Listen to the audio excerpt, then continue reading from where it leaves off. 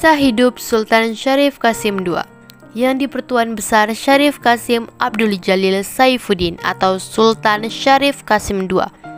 Lahir di Siak Sri Indrapura, Riau 1 Desember 1893.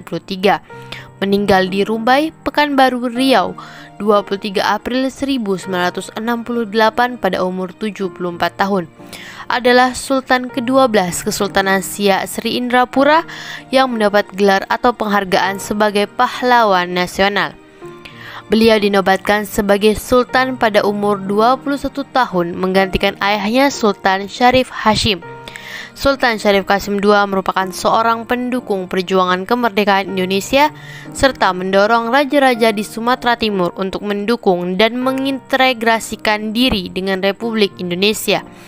Tidak lama setelah proklamasi, beliau menyatakan Kesultanan Siak sebagai bagian wilayah Indonesia dan menyumbangkan harta kekayaannya sejumlah 13 juta gulden untuk pemerintah Republik Indonesia, setara dengan 214,5 juta gulden di tahun 2014 atau sekitar 120,1 juta US dollar atau 1,47 triliun. Masa kecil Sultan Syarif Qasim II. Pewaris tahta kerajaan Siak Sri Indrapura ke-12 tersebut lahir di pusat kerajaan ini yaitu Siak Sri Indrapura pada 11 Jumadil Awal 1310 Hijriah bertepatan dengan 1 Desember 1893. Pewaris tahta ini bernama Tengku Sulung Sayed Qasim yang kelak populer dipanggil Syarif Qasim II. Ayahandanya adalah Sultan ke-11 yang bergelar Sultan Aisyadis Syarif Hashim Abdul Jalil Saifuddin yang memerintah selama 19 tahun, yaitu dari tahun 1889 sampai tahun 1908.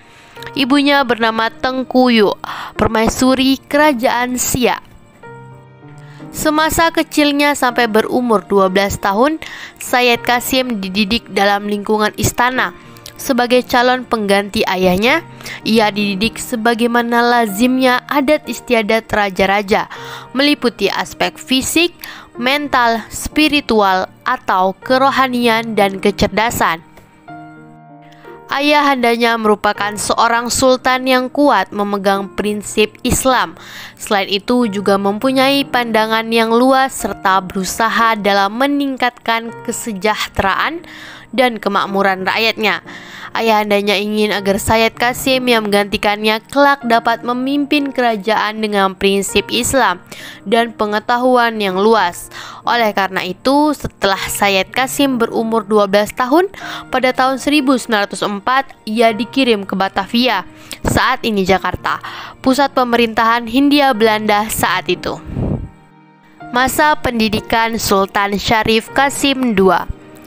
Di Batavia, saat ini Jakarta, Sayed Qasim melanjutkan pendidikan tentang hukum Islam dan berguru kepada Sayyid Hussein Al-Habsyi yang merupakan ulama besar dan juga termasuk orang pergerakan nasional. Pada tahun 1908, pergerakan nasional mulai berkembang di Batavia. Selain belajar mengenai hukum Islam, ia juga menuntut ilmu hukum dan ketatanegaraan dari Profesor Snoek Hurgronje dari Institut Beck and Fulton. Dalam kehidupannya yang sangat berpengaruh adalah ajaran dari Sayyid Hussein Al-Habsyi, hingga ia menjadi pemeluk agama Islam yang taat dan berjiwa kebangsaan yang tinggi. Masa penempaan diri selama 11 tahun dari tahun 1904 sampai tahun 1915 di Batavia yang saat itu merupakan pusat pergerakan nasional telah menanamkan kepada pemuda Sayed Qasim semangat kesatuan, semangat kemerdekaan, dan semangat untuk menentang penjajah.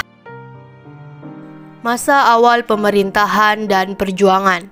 Saat Sayyid Qasim berumur 16 tahun, semasa masih menuntut ilmu di Batavia, ayahandanya Sultan Asyaidi Syarif Hashim Abdul Jalil Syaifuddin meninggal dunia bertepatan tahun 1908. Oleh karena itu, Sayyid Qasim tidak langsung dinobatkan sebagai raja menggantikan ayahandanya. Maka untuk sementara waktu pemerintahan dipegang oleh dua orang pejabat yang mewakili raja, yaitu Tengku Besar Sayyid Syagaf dan Datuk 50 selama 7 tahun. Sekembalinya dari Batavia pada 3 Maret 1915, dalam usia 21 tahun, Sayyid Qasim dinobatkan menjadi Sultan Kerajaan Siak Sri Indrapura yang ke-12 dengan gelar Sultan Asyaidi Syarif Qasim Abdul Jalil Syaifuddin. Di masa pemerintahan ayahandanya, Sultan Sayyid Hashim, Sultan Siak ke-11, dalam melaksanakan pemerintahannya, Baginda dibantu oleh Dewan Menteri atau Dewan Kerajaan. Dewan inilah yang memilih dan mengangkat Sultan. Dewan ini bersama Sultan membuat undang-undang dan peraturan. Dewan itu terdiri dari datuk-datuk 4 suku, yaitu Datuk Tanah Datar Sri Paker Maraja, Datuk 50 Sri Bijuangsa, Datuk Pesisir Sri Dewa Raja, dan Datuk Kampar Maharaja Sri Wangsa. Kekhawatiran Hindia Belanda timbul karena pewaris kerajaan adalah orang yang berpendidikan dan progresif. Oleh karena itu, sebenarnya pengangkatan Sultan Syarif Qasim II kurang disenangi oleh pemerintah Hindia Belanda. Akan tetapi, Datuk 4 suku yang merupakan Dewan Kerajaan tetap menghendaki Sayyid Qasim menjadi Sultan. Akibatnya, Hindia Belanda mulai mengecilkan arti dan fungsi Dewan Kerajaan, dan kemudian akhirnya Dewan Kerajaan dihapuskan oleh pemerintahan Hindia Belanda. Undang-undang Kerajaan dan Tata Pemerintahan Kerajaan Siak yang tertuang dalam Babul Qawaid, yang merupakan pedoman 10 provinsi Kerajaan Siak semenjak kepemimpinan ayahandanya tersebut, dihapus oleh pemerintah Hindia Belanda. Sultan Siak tidak menerima perubahan yang diusulkan Hindia Belanda karena hal ini dirasakan bahwa Hindia Belanda terlalu banyak mencampuri urusan kerajaan. Pemaksaan dan tekanan yang terus-menerus dilakukan Hindia Belanda akhirnya membuahkan hasil, sehingga struktur pemerintahan di daerah-daerah dapat diubah Hindia Belanda dari bentuk provinsi menjadi distrik dan onderdistrik. Selanjutnya, Kerajaan Siak terdiri dari 5 distrik, yaitu Distrik Siak, Distrik Selat Panjang, Distrik Bagansi Api-Api, Distrik Bukit Batu, dan Distrik Pekanbaru. Setelah Datuk 4 suku tidak berfungsi lagi, penghasilan hutan tanah yang disebut pancung alas tidak boleh lagi dipungut. Dari hari ke hari, tekanan oleh pihak Hindia Belanda semakin terasa dan meresahkan rakyat. Sultan Syarif Qasim II semakin menentang Hindia Belanda dan memandang perlu membangun kekuatan fisik. Karena ancaman Hindia Belanda tidak dapat dielakkan lagi, Sultan membangun kekuatan militer yang berawal dari barisan kehormatan pemuda-pemuda. Dilatih untuk membangkitkan semangat perlawanan dan mempertahankan diri serta membela nasib rakyat. Sultan Syarif Qasim II menolak campur tangan peraturan pengadilan pemerintahan Hindia Belanda terhadap rakyatnya dan tetap mempertahankan keberadaan kerapatan tinggi Kerajaan Siak yang diatur dan disusun oleh Kerajaan Siak sendiri. Sultan Syarif Qasim II dengan tegas juga menolak mengakui Kesultanan Siak sebagai bagian dari pemerintah kolonial Hindia Belanda. Meskipun para sultan pendahulunya telah terikat perjanjian dengan Hindia Belanda, termasuk perjanjian London 1824. Perlawanan Sultan membuat pemerintah kolonial Hindia Belanda mendatangkan bala bantuan Marsose dari Medan di bawah pimpinan Letnan Leiner. Dalam menentang penjajahan Hindia Belanda, Sultan Syarif Qasim II memandang kekuatan fisik harus diimbangi dengan kekuatan pembinaan mental dan pendidikan rakyat. Untuk itulah didirikan sekolah bagi anak negeri dan memberikan beasiswa kepada anak-anak yang berbakat di Kerajaan Siak Sri Indrapura. Pada tahun 1917, dengan harta yang dimilikinya, Sultan Syarif Qasim II mendirikan sekolah agama Islam yang diberi nama Madrasah Taufiqiyah Al-Hashimiyah. Pada tahun 1926, Sultan dan Permaisuri Tengku Agung mendirikan sekolah untuk kaum wanita yang diberi nama Latifah School. Pendidikan dimaksud selain untuk menimba pengetahuan agama Islam, juga untuk menanamkan semangat kebangsaan, harga diri, dan jiwa patriotisme. Sekolah-sekolah yang didirikannya menggunakan bahasa pengantar Melayu dan Hindia Belanda. Dengan harta yang dimilikinya, Sultan juga mengirimkan anak-anak Siak yang cerdas ke Batavia dan tempat lain untuk menuntut ilmu. Masa penjajahan Jepang. Pecahnya Perang Asia Timur Raya pada tahun 1942, tentara Jepang menduduki Singapura dan Semenanjung Melaka. Tentara Jepang sampai di Pekanbaru melalui Sumatera Barat dan Sumatera Utara. Orang-orang Hindia Belanda gelisah dan mengharapkan perlindungan dari Sultan Syarif Qasim II. Di tangsi militer Hindia Belanda, tentara Jepang mengumpulkan pembesar Hindia Belanda, baik sipil maupun militer. Kemudian mengutus inspektur polisi untuk meminta Sultan Syarif Qasim II datang ke kantor kontiler. Namun Sultan menolak untuk datang dan tetap berada di Istana Siak. Kerajaan Siak tetap berjalan seperti biasa, tata pemerintahan tidak berubah, hanya penyebutan nama dan jabatan yang berubah. Tidak lama sesudah musyawarah Kaisi, musyawarah raja-raja, Jepang menangkapi beberapa raja di Riau. Di Siak sendiri ditangkap Gunco Wanentol. Jepang belum berani menangkap Sultan Syarif Qasim II karena takut terjadi pemberontakan. Sementara itu terjadi pemberontakan orang Sakai terhadap Jepang di daerah Balai Pungut wilayah Mandau.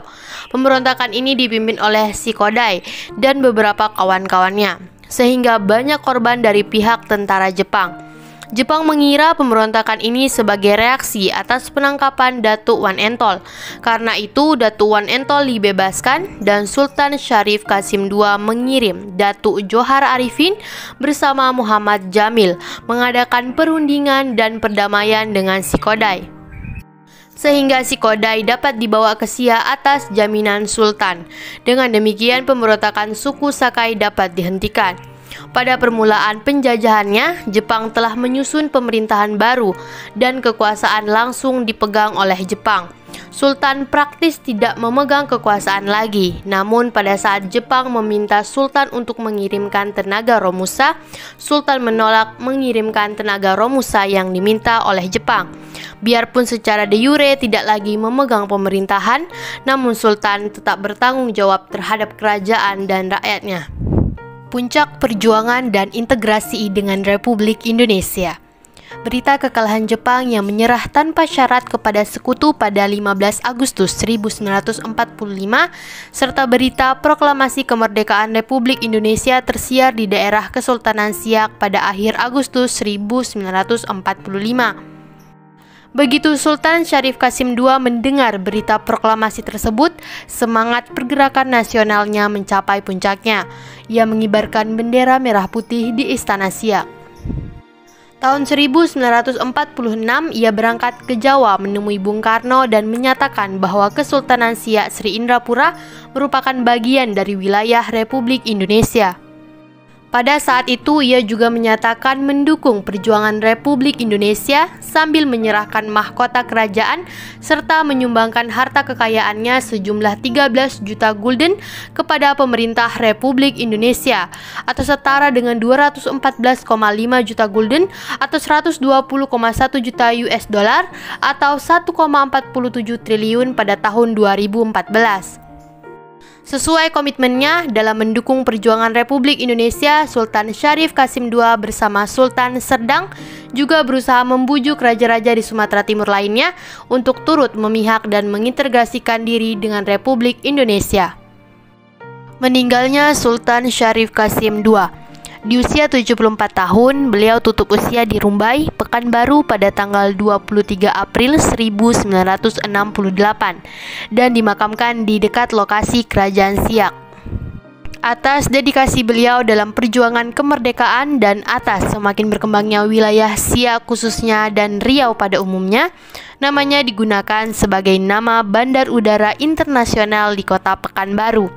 Saat ini Istana Kerajaan Siak masih kokoh berdiri dan digunakan sebagai objek wisata bagi para wisatawan yang ingin mengetahui secara langsung Kerajaan Siak di Kota Siak Sri Indrapura. Demikian juga dengan makam Sultan Syarif Qasim II yang terletak di tengah kota Siak Sri Indrapura, Kabupaten Siak, Provinsi Riau, tepatnya di samping Masjid Sultan yaitu Masjid Syahabuddin. Sultan Syarif Qasim II tidak meninggalkan keturunan baik dari permaisuri pertama Tengku Agung maupun dari permaisuri kedua Tengku Maharatu.